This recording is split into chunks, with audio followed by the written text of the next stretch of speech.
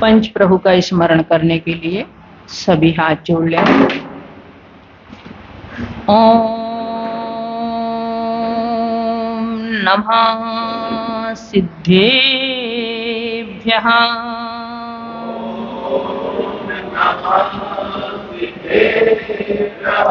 ओम नमः सिद्धेभ्यः।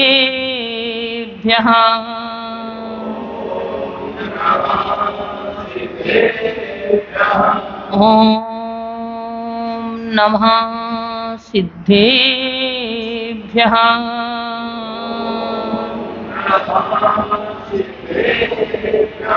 नमो अरिहन्ताणम्।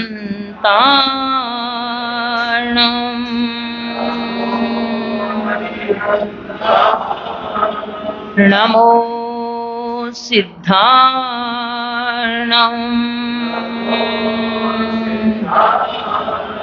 नमो आयर्याणम्।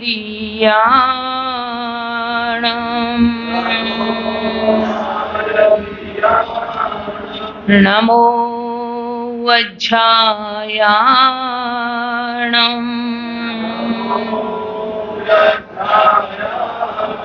नमो लोये सव्यसाहूणम्।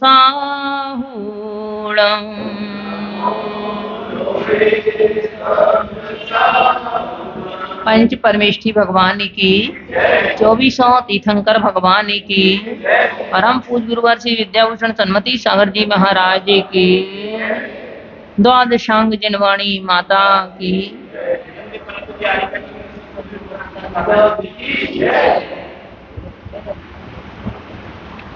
धर्म स्नेही बंधुओं, अभी तक हमने पुण्य पाप शतक के माध्यम से अनेक प्रसंगों को समझते हुए अपने जीवन में पाप से विरक्ति और पुण्य का आचरण करने की भावना अर्थात पुण्य में अनुरक्ति की भावना हमने की होगी। ये जान लिया है अब हमने कि पाप का फल बुरा होता है। आज हम जितने भी कष्ट, वेदना, दुख झेल रहे हैं, उन सब का कारण हमारा पूर्व जन्म में किया गया पाप कर्म ही है। और आज यदि हम उसी का सहारा ले रहे हैं तो हमारा भविष्य भी समझ लो वैसा ही होगा। यदि हमें अपने भविष्य को सुरक्षित बनाना है तो हमें पाप को तो सर्वथा ही छोड़ना होगा और पुण्य को अपनी श्रद्धा में हे मानते हुए भी यद्यपि किंतु आचरण में हमें उसको उपादेय ही मानना होगा। क्योंकि यदि पुण्याचरण हमारे द्वारा नहीं होगा तो फिर हमारे द्वारा पापाचरण होगा। दोनों में से एक कुछ होगा तो पुण्य ही हमारे लिए चाहे भौतिक सुख हो, चाहे आध्यात्मिक सुख हो, चाहे हमारे लिए संयम की साधना करना हो, हमें मोक्ष मार्ग पर बढ़ना हो, इन सब क्रियाओं में हमें पुण्य ही उपादेयभूत होता है। अब हमने एक साथ ही पुण्य और पाप हमारे जीवन में कैसे अपना फल देते हैं ये जाना। इसके बाद में हमने कल परसों में ये जाना था कि तीर्थंकर प्रभु के लिए भी पुण्य और पाप इन दोनों का फल झेलना पड़ा। जो उन्होंने स्वयं किया था, ऐसा नहीं है कि तीर्थंकर थे तो उनका पाप कर्म का फल उन्हें ना झेलना पड़ा हो। चाहे वो आदिश्वर प्रभु हो, चाहे पार्श्वनाथ प्रभु हो, चाहे कोई भी हो, सबके लिए अपने अपने कर्म का फल भोगना पड़ा। और पार्श्वनाथ भगवान का जीवन तो कुछ और अलग ही कहता है कि अगर हमारे से किसी दूसरे का एक तरफ भी यदि मान लो पाप कर्म का बंद कर लेता है, वह बैर बांध लेता है, तो उसका भी वह उपसर्ग आदि के रूप में अनेक जन्मों तक, जब तक उसकी कसाय शांत नहीं होती है, तब तक वो व्यक्ति बदला लेता रहता है। अपनी कषाय को वह शांत करता है, परंतु जब तक शांत नहीं होती है, बदला लेना किसी से, किसी को जवाब देना, माने अपने मन को शांत करना लगता है। हमने अगर उन्हें जवाब दे दिया, हमने उनके प्रतिफल में कुछ कह दिया, तो हमारे मन को शांति मिल गई। पर ऐसा होता नहीं है, क्योंकि कहते कम खाना और गम खाना, हकीम पे जाना ना हाकिम पे जाना।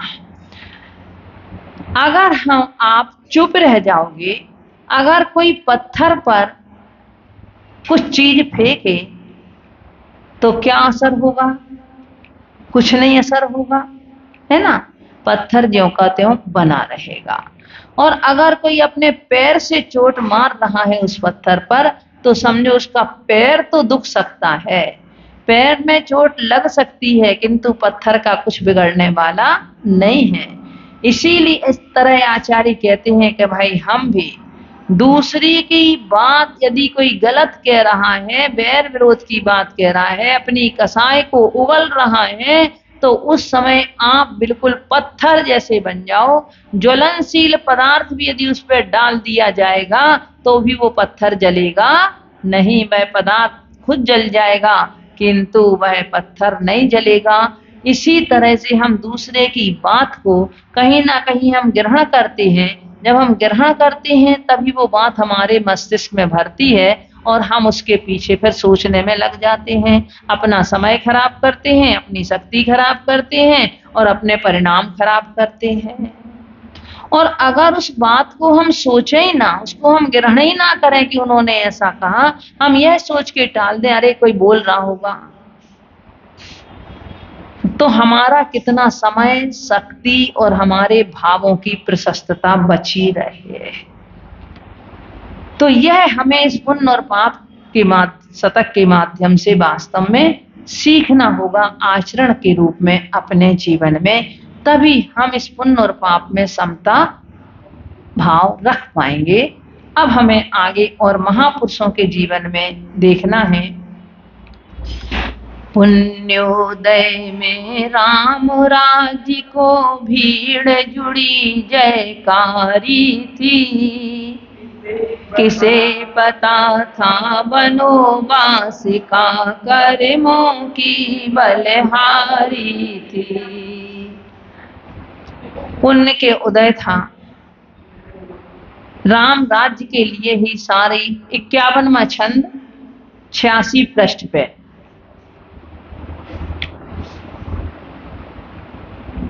जिस समय दशरथ के मन में वैराग आया, उन्होंने ज्येष्ठ पुत्र होने के नाते,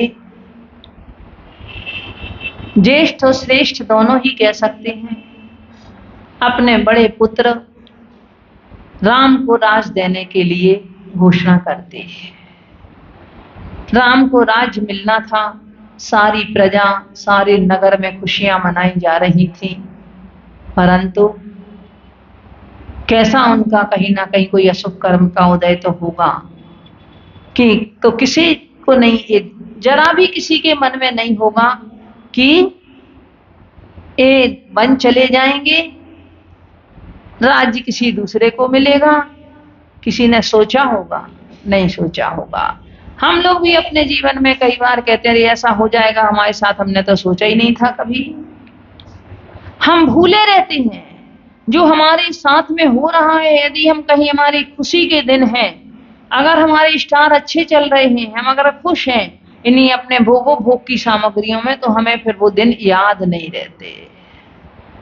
कहते दुख में सुमिरन सब करें, सुख में करे ना कोई। अगर जो हम सुख झेल रहे हैं, उन सुख में यदि कहीं हम बुरे काम ना करें, तो दुख हमारे जीवन में आएगा ही। किंतु जब दुख आता है तब तो हम स्मरण करते हैं, तब हम हाय तौबा करते हैं। और जब हम खुश रहते हैं तब हम अपने आप को भूले रहते हैं, अपने कर्तव्य को भूले रहते हैं, हमें क्या करना है क्या नहीं करना है इसको भी हम विस्मृत बने रहते हैं। तो उस समय भी पूरी प्रजा में से किसी ने भी नहीं सोचा होगा कि नहीं ले पाएंगे।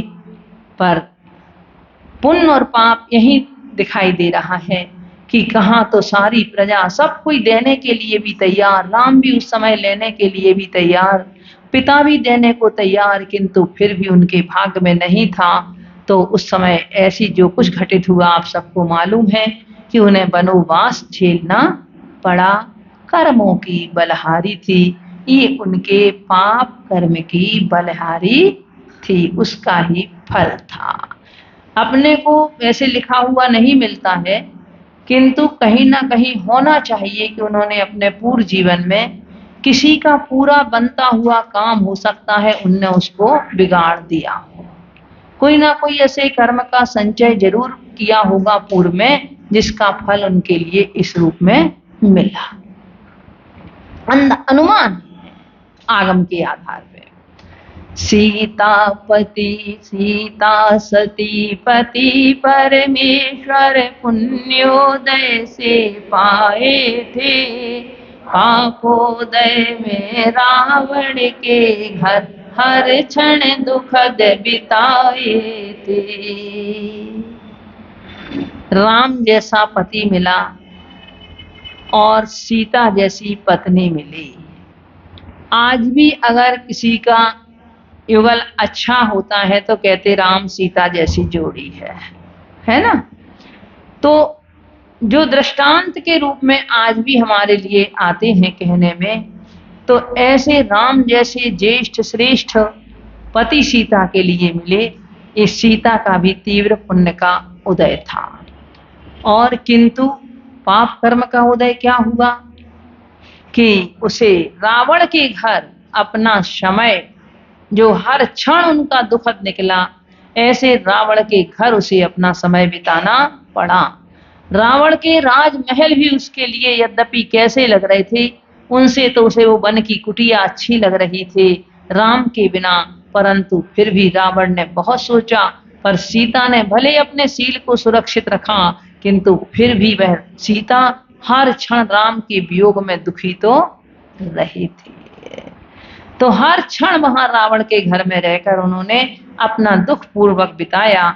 यहाँ राम ने भी दुख पूर्वक बिताया, किंतु दोनों इतना आपस में, इतना एक पुण्य के उदय से दोनों का आपस में जोड़ा मिला, परंतु फिर भी दोनों साथ में नहीं रह पाए, उस पुण्य का उपभोग नहीं कर पाए, और दोनों के लिए ही दुखित होना पड़ा। पुण्य उदय में राम लखन ने रावण हनि सीता पाई, पापोदय में अपवादों से जंगल में थी छुड़वाई। देखो समय का खेल, देखो उसी सीता के लिए जैसा कि कवियों ने चित्रित किया है कि जंगल के पशु पक्षियों से पूछते रहे, पेड़ पौधों से पूछते रहे, उस सीता के वियोग में इतने व्याकुल, और उसी सीता को उन्होंने जंगल में स्वयं तीर्थ यात्रा के बहाने छुड़वा दिया। किस कारण से? ऐसा देखो, उस समय भी ऐसा ही खुशी का माहौल चल रहा था। सभी लोग महेंद्र उद्यान में बैठे हुए थे, और उस उद्यान में बैठे हुए सीता भी अपनी और रानियों के साथ वहीं बैठी हुई थी। अचानक सीता की दाईं आंख फड़की, तो सीता संग वाली रानियों से कहती है, पता नहीं क्या बात है, क्या कर्म उदय में आने वाला है, क्या घटना घटित होने वाली है। तो सभी रानियां सीता को समझाती हैं कि अरे तुम्हें तो स्वामी सबसे ज्यादा चाहते हैं, आप क्यों चिंता करती हो, और अगर कोई छोटा मोटा कर्म का उदय होगा तो दान पुण्य करने से कट जाएगा। क्योंकि सीता के गर्भ में लवकुश आ चुके थे, सीता गर्भवती थी, तो उन सीता के मन में ये था कि जब तक हमारा गर्भ का समय पूरा ना हो जाए तब तक लोगों के लिए किमिच्छक दान दिया जाए, जो मांगने आए उसके लिए वह दान दिया जाए, वह वस्तु उसको दी जाए, किसी को मना नहीं किया जाए। तो वहां तो ये सारा माहौल बन रहा था। इतने में ही प्रजा के लोग पहुंच जाते हैं, स्वामी हम लोग अब ये शहर छोड़ करके जा रहे हैं। क्यों, क्या कारण हुआ? बोले शहर में क्या हुआ है, नगर में एक दूसरे की अब स्त्रियां सुरक्षित नहीं हैं, और लोग कह रहे हैं कि जैसे स्वामी है वैसे ही तो वहां की प्रजा होगी। जब हमारे राजा ने रावण के घर इतने दिन रही हुई स्त्री को अपना लिया, तो हम लोग क्यों नहीं कर सकते हैं ऐसा। और बस यही जब राम ने सुना कि अपवाद सीता के ऊपर, राम को पूर्ण विश्वास था, परंतु उसी समय राम ने कह दिया सेनापति को बुला करके कि सीता को देश निकाला दे दिया जाए, जंगल में छुड़वा दिया जाए। तीर्थ यात्रा के बहाने लक्ष्मण ने कहा अरे मैं तो इन लोगों के लिए भी सीधा ठीक कर दूंगा, ये लोग कैसे शिकायत करने के लिए आए हैं, कैसे इनकी वो। लक्ष्मण को क्रोध आया, लक्ष्मण ने मना किया राम के लिए, परंतु राम बोले नहीं, कलंकित होकर के जीवन में रहना से मृत्यु अच्छी है। जीवन में कलंक नहीं होना चाहिए किसी तरह का। बस कृतांत सेनापति को बुलवाया गया, सीता को बिना कहे ही तीर्थ यात्रा का बहाना लेकर के और उसको जंगल में किसी अटवी में जो जहां सिंह रहते थे उस अटवी में उन्हें छोड़ दिया गया। फिर भी सीता ने अपने धर्म को नहीं छोड़ा। उसका पुण्य भी वहां भी तीव्र था कि यहां राज से गई थी तो वहां भी तुरंत ही उनके लिए थोड़ी ही देर के बाद में राजा मिल आ गए, और वह राजा ने आकर के उनके लिए अपनी बहन बना करके अपने घर में ले गए, अपने राजमहल में ले गए बड़े उत्साह के साथ में। वहीं सबका पालन पोषण आदि किया। तो पुण्य और पाप कैसे एक साथ में, देखो एक पल नहीं लगा, वहीं खुशियां मनाई जा रही थी, सारे लोग वहां अपना अपना जिस तरह से वहां आनंद मनाया जा रहा था, एक खुशी का माहौल था, किंतु वहीं आकर के और वहां भी फिर वो एक क्षण में क्या से क्या घटित हो गया। जब उसी सीता को जंगल में छुड़वा दिया, आगे देश निकाला बन बन भटकी किंतु धर्म नहीं छोड़ा, पुण्योदय में लव कुश जैसा अमर मिला सीता जोड़ा। सीता के लिए देश निकाला दे दिया, वन में भटकी किंतु उसने अपना धर्म नहीं छोड़ा। रावण को भी, राम को भी समाचार दिए तो कह दिया कि भाई जैसे अपवाद के भय से मुझे छोड़ दिया, ऐसे अपवाद के कारण से कहीं आप धर्म नहीं छोड़ देना। जब राम ने ये संदेश सुना तो उसके बाद राम कहते हैं इष्ट वियोग से तो मरण का दुख अच्छा है। किसी प्रिय का यदि हमसे वियोग हो जाए जिसको हम चाहते हैं, और तो उससे तो बोले मरण का दुख अच्छा है। पुण्य का उदय फिर आया, वज्रजंग ले गए राजा उनको अपने यहां, और लव कुश जैसे राम से भी ज्यादा शक्तिशाली वह अमर मिला सीता जोड़ा। ऐसे दोनों पुत्रों को जन्म सीता ने वहां दिया, जिनका अध्ययन भी हुआ तो एक क्षुल्लक जी के माध्यम से हुआ। क्षुल्लक जी ने एक ने उनका अध्ययन कराया। वह आहार के लिए आए हुए थे, सीता ने उन्हें आहार दिया। बालकों को खेलते हुए देखा, बोले किसके बालक हैं, उनकी योग्यता देखी उन्होंने तो कहा इनको मैं अध्ययन के लिए मुझे दे। और सीता ने उनको अध्ययन कराने के लिए वहीं उनकी व्यवस्था क्षुल्लक जी की भी बनाई, अपने जिनालय पे होते थे राजमहलों में भी, और वहां बच्चों को पढ़ाया। पापोदय में सती जानकी, घर घर में अपवाद हुआ। पुण्योदय में शील धर्म से, अग्नि का भी नीर हुआ। अशुभ कर्म का उदय था तो सीता का उस समय फिर घर घर में अपवाद हुआ था, जिस अपवाद के कारण राम को सीता के लिए देश निकाला देना पड़ा। किंतु जब पुण्य का तीव्र उदय आया तो अग्नि कुंड भी जल कुंड में परिवर्तित हो गया। करें सेवता की करें देव सेवा। हे भगवान, जो आपकी सेवा करते हैं, देव भी आकर के उनकी सेवा करते हैं। जिस समय अग्नि कुंड तैयार किया जा रहा था, उस अग्नि कुंड को देख करके सारी के सारे लोग भयभीत हो रहे थे। अग्नि का स्वभाव तो जलाना है, सीता अब बचने वाली नहीं है। सबके मन इससे डर रहे थे। लोग आए राम के पास कि आप अब सीता के लिए अपना लो, सीता के लिए राजमहल में बुला लो। तो राम कहते हैं, जिस समय अपवाद किया था उस समय नहीं सोचा तुमने? आज तुम्हें जो दया आ रही है उस समय नहीं आई दया।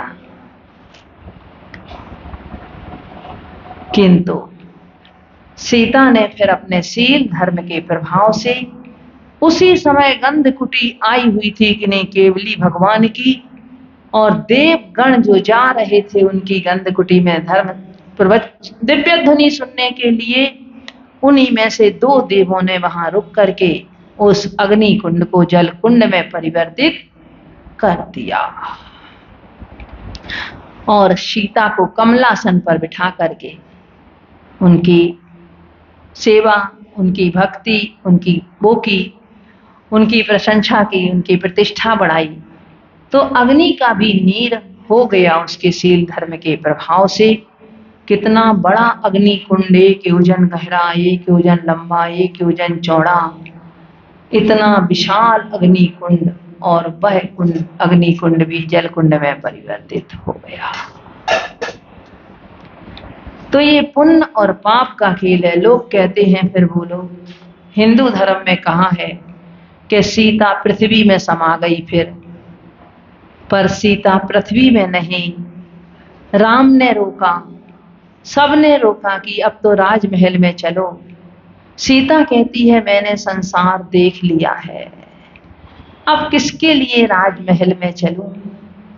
और जाकर केवली भगवान की वह गंधकुटी में पहुंची और पृथ्वीमती माता जी के सानिध्य में उनने आरिका दीक्षा ग्रहण कर ली।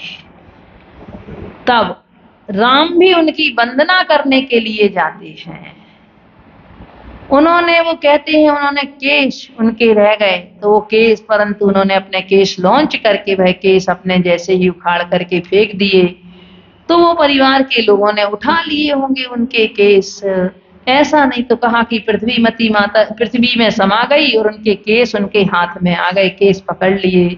एक किंवदंती है लोगों की। किंतु सीता ने पृथ्वीमती आरिका के सानिध्य में दीक्षा ली और अपने जैसे दीक्षा की प्रक्रिया होती है, केश लॉन्च आदि करके उन्होंने अपना आत्म कल्याण किया और 16वें स्वर्ग में जाकर के वह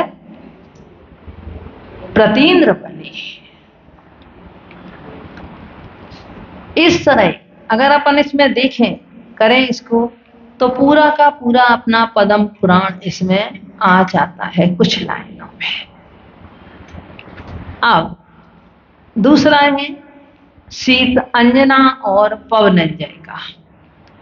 पवनंजय अरुषति अंजना का वृतांत सुनाते हैं। पुण्य पाप के रंग मंच पर क्या से क्या हो जाते हैं। कह रहे हैं कि मैं अब आपको पवनंजय और सती अंजना का वृतांत सुनाता हूं, और उसमें मूल बात देखने योग्य ये है कि पुण्य और पाप इन दोनों का ये रंगमंच है, समझो। इस पे व्यक्ति एक क्षण में क्या से क्या हो जाता है। एक क्षण पहले जहां खुशियां मनाई जा रही हो, दूसरी क्षण वहां रुदन शुरू हो जाता है। देखो ना, एक क्षण पहले राम सीता आदि सब कुछ पटरानियों के साथ में बैठे हुए खुशियां मना रहे थे, और दूसरे क्षण ही सीता का वनवास हो गया। एक क्षण पहले राम को राज्य देने की खुशियां मना रही थी, राज तिलक होने की तैयारियां हो रही थी, और दूसरे क्षण ही ऐसा भी नहीं था कि भरत के लिए कोई राज्य से प्रेम था। भरत के लिए राज्य से प्रेम नहीं था। भरत तो वैसे भी पिता के साथ में जाना चाहते थे दीक्षा लेकर के, बस कैकेयी के लिए इतना ही मोह आ गया। इतना मोह कैकेयी के मन में आया कि पति भी चले जाएंगे, पुत्र भी चला जाएगा, मैं क्या करूंगी। उस समय ये नहीं सोच पाई कि अगर पति और पुत्र चले जाएंगे, मैं भी दीक्षा ले लूंगी, मैं भी अपना आत्म कल्याण करूंगी। किंतु मोह बड़ा प्रबल होता है। उस मोह में आकर के सोचा कि यदि इसके लिए राज्य मिल जाए, इसको राज्य तिलक हो जाए, तो ये जाएगा नहीं, बस बेटा रुका रहेगा। इस कारण से उन्होंने, कैकेयी ने ये नहीं कहा कि राम को राज्य मत दो। कैकेयी ने सिर्फ ये अपना वरदान मांगा था कि मेरे पुत्र भरत के लिए राजगद्दी दे दो दशरथ से। परंतु जब राम ने सुना कि ये इच्छा है, उनके पिता ने बताया दशरथ ने उन्हें कि मैंने युद्ध के समय तुम्हारी माँ कैकेयी को वरदान मांगने के लिए कहा था, आज उनने मुझसे ये वरदान मांगा है, और कोई आज के बेटे होते तो वहीं युद्ध मच जाता। ऐसा कैसे हो जाएगा, मैं इसका अधिकारी हूँ, मैं इसका राज्य का अधिकारी हूँ, कौन कैसे ले लेगा राज्य। परंतु राम ने सोचा, मेरे कारण जब तक मैं यदि यहाँ रहूंगा तो ये प्रजा भरत को राजा स्वीकार नहीं कर पाएगी, भरत की कीर्ति नहीं फैल पाएगी उतनी। इस कारण से अब मुझे यहाँ से चल देना चाहिए। और इस भावना से राम स्वयं जंगल में चले गए। लक्ष्मण भी उनके साथ गए। फिर सीता से भी कहा कि तुम रुक जाओ, बोले मेरा क्या काम अब यहाँ रहेगा, आपके बिना मेरे जीवन की क्या शोभा है। तो सीता भी साथ में गई। तो सब पुण्य और पाप का एक खेल है। पुण्योदय में पवनंजय पति नारी अंजना पाया था, पापोदय में तड़फ तड़फ कर क्षण क्षण दुखद बिताया था। पवनंजय भी बहुत योग्य थे, और अंजना के लिए भी जब पवनंजय जैसा पति मिला तो अंजना भी बड़ी खुश थी। और पवनंजय तो अंजना के रूप की सुंदरता सुनकर के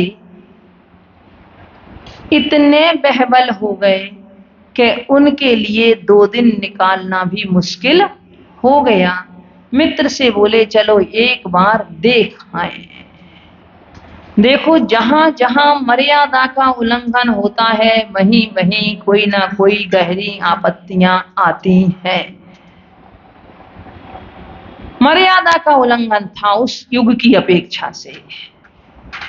वो समय ऐसा नहीं था उस समय कि वहां इस तरह की प्रक्रियाएं होती हों, किंतु पवनंजय ने मर्यादा का उस समय उल्लंघन करके अंजना की मुख को देखना चाहा, और वही उनके लिए वह शब्द सहेली के सुनने को मिल गए।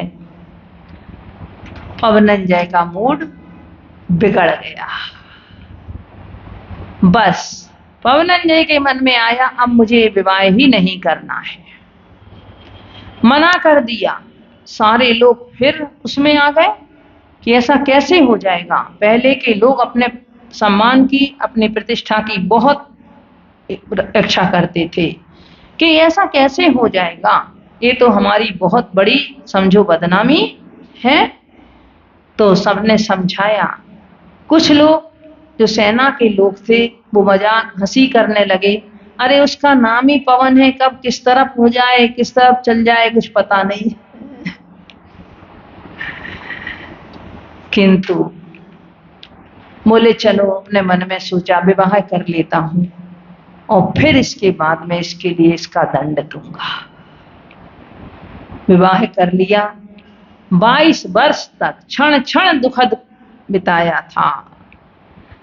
पाप कर्म के उदय में तड़प तड़प करके एक एक क्षण अपना दुख पूर्वक बिताया था, परंतु अपना धर्म नहीं छोड़ा, किसी के लिए दोषारोपण नहीं किया, अपने ही पूर्व पाप कर्म का उदय मान करके और उसने अपने उस समय को व्यतीत किया। हमें भी अगर हमारे अशुभ कर्म के उदय आते हैं तो उस समय को निकालने के लिए हमें धर्म का सहारा ले लेना चाहिए, ताकि वो समय हमारा एक निकल जाता है। समय तो हमारा जितना होगा उससे पहले नहीं होने वाला कुछ, किंतु यदि हम उस समय को धर्माराधना पूर्वक निकाल देंगे तो वो समय हमें दुखमय नहीं लगेगा और हमारा समय अच्छी तरह से निकल जाएगा। भगवान की भक्ति के प्रताप से और पहले भी कट सकता है वो हमारा कर्म। तो हम यदि ऐसा सहारा लेंगे तब तो ठीक है, और अगर दूसरों को बुरा भला कहें, दूसरों को गालियां दें, दूसरों के लिए वो करें, तो वह कर्म का योग और अशुभ कर्म का बढ़ता चला जाता है। और वह तो समझ लो उसमें जैसे नीम और गुरबेल और नीम पर चढ़ी, इस तरह से वो होता रहता है।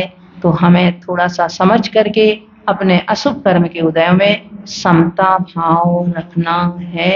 ओम नमः सिद्धेभ्यः।